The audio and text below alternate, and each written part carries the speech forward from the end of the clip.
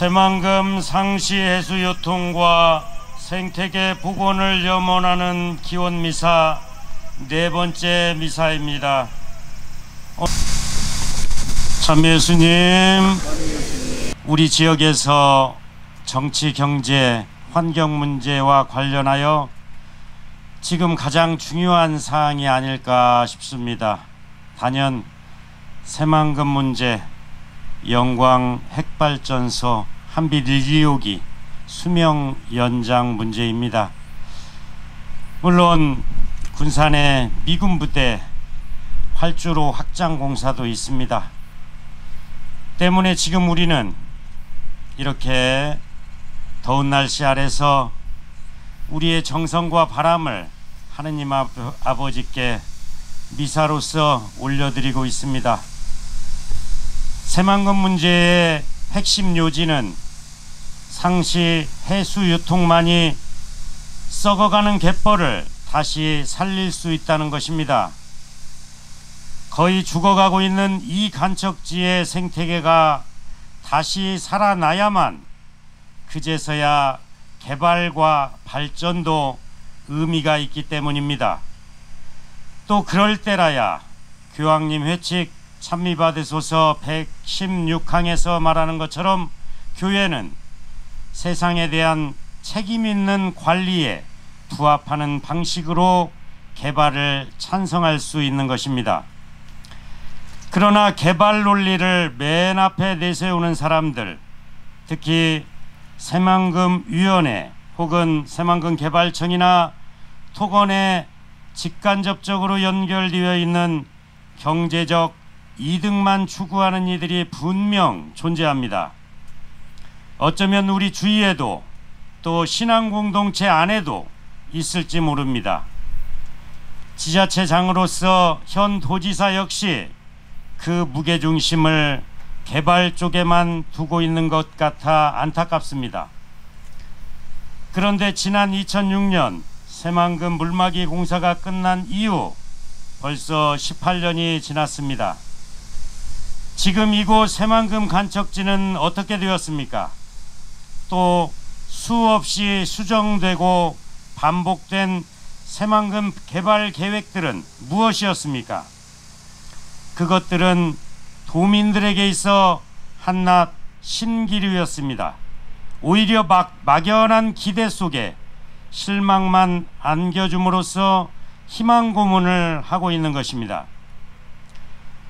알다시피 정부가 새만금에 붙여놓고 있는 단어들은 얼핏 멋져 보입니다. 스마트 수변도시, 첨단 전략산업의 메카, 관광 레저 클러스터, 새만금 신공항 등입니다. 누가 들으면 미래도시를 연상케 합니다. 그런데 이것은 한마디로 뻥카입니다. 속임수입니다. 현실성 있는 구체적인 계획은 하나도 없습니다. 그냥 던진 말입니다. 생각해 보십시오. 산업단지나 특히 수변도시 같은 주거시설이 죽은 호수, 썩은 갯벌과 양립할 수 있겠습니까? 우리는 설득력이 전혀 없는 이런 미사여구에 그동안 속아온 것입니다. 만일 여러분들의 지인들 중에도 누군가는 왜 당신은 새만금 상시 해수 유통을 주장합니까? 정부 예산을 따오지 말고 개발도 하지 말라는 말입니까? 하면서 우리의 신앙적, 생태적, 정의로운 행동들을 곱지 않는 시선으로 바라보거나 대드는 사람도 있을지 모르겠습니다. 이럴 때 여러분은 어떻게 처신하겠습니까? 아무 말도 못하고 당황스러워하면서 그냥 피하시겠습니까? 모든 문제의 본질은 처음 시작 단계를 바라보면 됩니다. 약 33년 전 91년에 새만금 물막이 공사가 시작되었습니다. 그러면 아무 말 없다가 갑자기 거대한 공사가 시작될 리 만무합니다. 다시 말해서 그 공사 필요성에 대한 이야기들은 이미 그보다 5, 6년 전부터 있었다는 말입니다. 기억해 봅시다.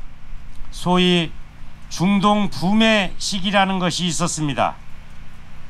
70년대 초부터 80년대 초반까지를 말합니다. 80년대 중반부터는 중동의 건설이 끝나가던 시기였습니다. 아시안게임과 서울올림픽 등 국내 역시 엄청난 개발의 붐이 불기는 했지만 중동에서 사용하던 그 어마어마한 건설 중장비들이 남아 돌았던 겁니다. 즉 새만금 간척 사업은 대기업과 대형 건설사들의 로비, 전두환 노태우로 이어지는 군부 정권이 결탁하여 급조한 엉터리 비리 사업이라 해도 무방한 것입니다. 처음엔 100% 식량 농토를 표방했으나 현실성 없는 무계획에서 시작한 일이기에 금세 변경됩니다. 지금은 우리 지자체 장이신 분도 얼마 전 여기다가 세계적 카지노를 유치하겠다는 말까지 남발한 바 있습니다. 아마도 4대강 사업 역시 대기업과 특정 정치 세력이 결탁했다는 측면에서는 똑같이 반복된 부패 사업의 전형이라 보여집니다. 어쨌든 이곳 새만금이 언제까지 참으로 슬프고 아픈 땅으로 살아가야 하는지 답답합니다. 조금 전 질문하던 그분들에게 역으로 조용하면서도 단호하게 물어봐야 됩니다. 그러는 당신은 왜 무조건 개발해야 한다고 말합니까? 혹시 새만금 때문에 직접적으로 당신에게 커다란 이득이 생기는 겁니까? 그래서 당신은 그렇게 찬성하는 겁니까? 라고 되물어야 합니다. 세월이 이 정도 되었으면 도민들도 우리들도 알아야 합니다. 특별한 계획 없이 그저 개발자들의 쌈짓돈처럼 세금만 낭비되고 있다는 것을 말입니다. 따라서 우리는 분명히 말합니다. 교회 공동체는 개발 자체를 무조건 반대하는 것이 아닙니다. 우리가 상시 해수 유통을 바라는 가장 근본적인 이유는 생태계로서의 그 고유한 가치 때문이지만 현실적으로도 갈수록 환경 문제가 경제인 이 시대에 생태적 가치와 양립하는 방식의 개발로 방향을 바꾸라는 것입니다. 따라서 우선 상시 해수 유통을 통해 다시금 정책 책임자들에게 말합니다. 생태계를 살리면서 천천히 제대로 된 계획을 세워나가라고 부탁합니다.